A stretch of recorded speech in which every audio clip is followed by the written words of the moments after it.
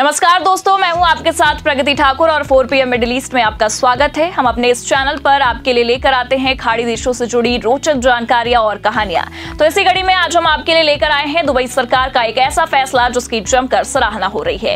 इस फैसले से न केवल खाड़ी देशों में बल्कि भारत समेत अन्य देशों में खुशी की लहर है।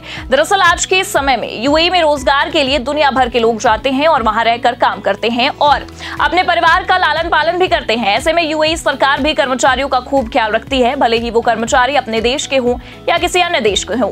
इसी कड़ी में कर्मचारियों की छुट्टी के लिए दुबई सरकार ने बड़ा फैसला लिया है। ये फैसला संयुक्त अरब अमीरात के उपराष्ट्रपति और प्रधानमंत्री तथा दुबई के शासक हिज हाइनेस शेख मोहम्मद बिन राशिद अल मक्तूम ने किया है, जिसकी जमकर चर्चा हो रही है। तो आइए जानते हैं क्या है फैसला जिसकी खूब चर्चा की जा रही है। दरअसल संयुक्त अरब अमीरात के उपराष्ट्रपति और प्रधानमंत्री तथा दुबई के शासक हिज हाइनेस शेख मोहम्मद बिन राशिद अल मक्तूम ने वर्ष 2025 का डिक्री संख्या 31 जारी किया है, जो दुबई सरकार के कर्मचारियों के लिए विवाह अवकाश यानी कि मैरिज लीव से संबंधित है। बता दें कि शेख मोहम्मद ने दुबई के सरकारी कर्मचारियों के लिए 10 दिन की सवेतन विवाह अवकाश की घोषणा की है। ये नीति 1 जनवरी 2025 से लागू हो रही है और इसका उद्देश्य पारिवारिक स्थिरता को बढ़ावा देना और कार्य जीवन संतुलन को बेहतर करना है। जानकारी के लिए आपको बता दें कि शेख मोहम्मद बिन राशिद अल मक्तूम जो संयुक्त अरब अमीरात के उपराष्ट्रपति और प्रधानमंत्री होने के साथ साथ दुबई के शासक भी हैं। ऐसे में उन्होंने डिक्री नंबर 31 जारी किया है।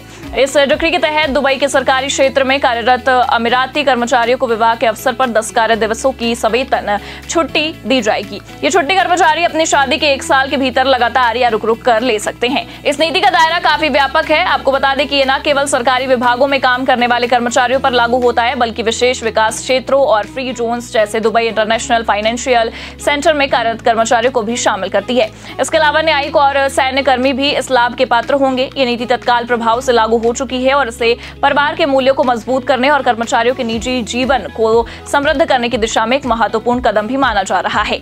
आपको बता दें, जैसे कि हम सभी जानते हैं कि दुबई एक ऐसा शहर है जो अपनी मॉडर्निटी और इनोवेशन और ग्लोबल एम्बिशन के लिए जाना जाता है, लेकिन इसके साथ ही ये अपने सांस्कृतिक जड़ों और पारिवारिक मूल्यों को भी उतना ही तवज्जो देता है। शेख मोहम्मद ने हमेशा इस बात पर जोर दिया कि एक खुशहाल समाज की नींव मजबूत परिवार में निहित होती है।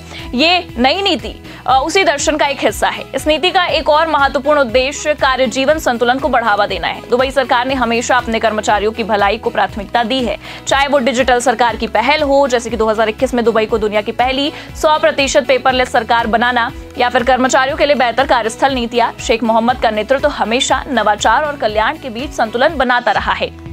इस नीति के तहत कर्मचारियों को ये लचीलापन दिया गया है कि वे अपनी विवाह छुट्टी को अपनी सुविधा के अनुसार ले सकते हैं।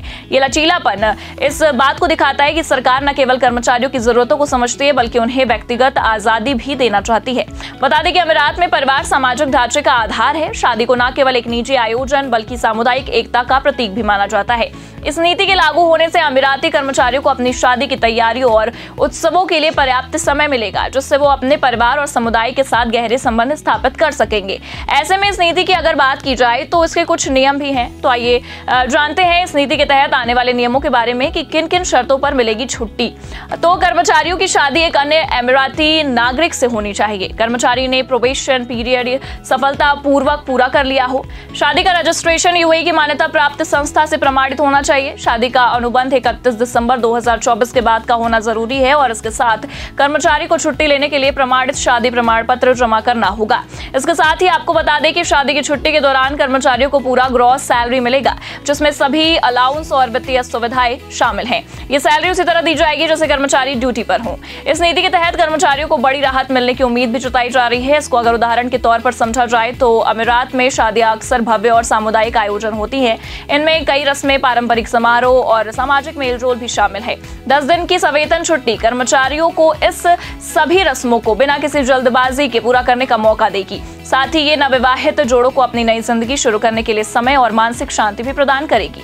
इसके अलावा ये नीति अमीराती संस्कृति को बढ़ावा देने में भी मदद करेगी। दुबई एक वैश्विक शहर है जहां विभिन्न संस्कृतियों के लोग एक साथ रहते हैं, लेकिन शेख मोहम्मद ने हमेशा ये सुनिश्चित किया है कि अमीराती पहचान और परंपराएं बरकरार रहे।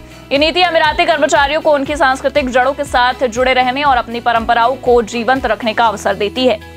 ऐसे में छुट्टी को लेकर जो आदेश दिए गए हैं उनकी अगर बात की जाए तो आदेश में ये प्रावधान है कि कोई भी सरकारी संस्था विवाह अवकाश के दौरान किसी कर्मचारी को वापस नहीं बुला सकती, सिवाय सैन्य कर्मियों की। यदि कार्य की आवश्यकता हो, विवाह अवकाश की शेष अवधि को बुलाए जाने की अवधि के बाद भी बढ़ाया जाएगा। यदि किसी कर्मचारी को विवाह अवकाश के दौरान राष्ट्रीय आरक्षित सेवा के लिए बुलाया जाता है या यदि वे इसी कारण से अपने विवाह अवकाश का उपयोग करने में असमर्थ हैं, तो विवाह अवकाश या उसके शेष दिन कर्मचारी द्वारा अपनी राष्ट्रीय आरक्षित सेवा पूरी करने तक स्थानांतरित कर दिए जाएंगे। विवाह अवकाश या उसके शेष दिन उनके काम पर लौटने के 1 वर्ष के भीतर उपयोग किए जाएंगे। यदि किसी कर्मचारी का स्थानांतरण या नियुक्ति किसी अन्य सरकारी संस्था में हो जाता है तो उसे अपने विवाह अवकाश या फिर उसके लिए भी किसी भी अप्रयुक्त भाग का अधिकार बना रहता है। यदि उसने पिछले सरकारी संस्था में अपने कार्यकाल के दौरान इसे नहीं लिया तो यह आदेश सरकारी संस्थाओं में कार्यरत यूएई के राष्ट्रीय कर्मचारियों और दुबई अंतर्राष्ट्रीय वित्तीय केंद्र सहित विशेष विकास क्षेत्रों और मुक्त क्षेत्रों की निगरानी करने वाले प्राधिकरणों पर लागू होता है। ये उम्मीदवारों को छोड़कर अमीरात में न्यायपालिका के यूएई के राष्ट्रीय सदस्यों और यूएई के सैन्य कर्मियों पर भी लागू होता है। इस आदेश का दायरा दुबई की कार्यकारी परिषद के महामहिम अध्यक्ष द्वारा इस संबंध में जारी किए गए निर्णय द्वारा निर्धारित किसी भी अन्य श्रेणी तक भी विस्तारित है। दुबई की कार्यकारी परिषद के अध्यक्ष इस आदेश के प्रावधानों को लागू करने के लिए आवश्यक निर्णय जारी करेंगे। किसी भी अन्य कानून का कोई भी प्रावधान इसके प्रावधानों के साथ टकराव की सीमा तक निरस्त किया जाएगा। यह आदेश 1 जनवरी 2025 से प्रभावी है और आधिकारिक राजपत्र में प्रकाशित भी था। अब अगर हम इस नीति को वैश्विक नजरिए से भी देखें तो ये एक अहम कदम है। दुनिया के कई देशों में सरकारी कर्मचारियों को विवाह छुट्टी की सुविधा दी जाती है, लेकिन 10 दिन की सवेतन छुट्टी एक उदार और प्रगतिशील नीति है।